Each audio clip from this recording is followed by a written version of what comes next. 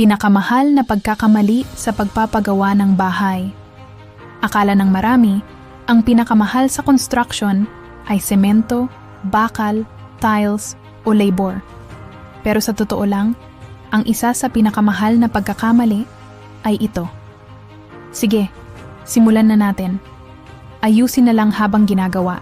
Dito madalas nagsisimula ang problema.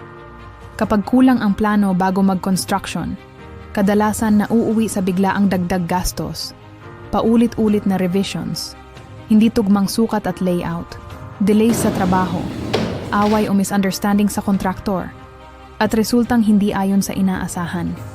Yung akala mong nakatipid ka sa simula, minsan mas malaki pa ang nagagastos mo sa pag-aayos ng mali.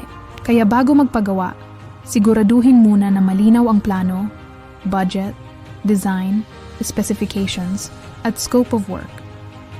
Mas mura ang magplano ng maayos kaysa magremedyo habang ginagawa na. Before you build, consult an architect. Good planning protects your budget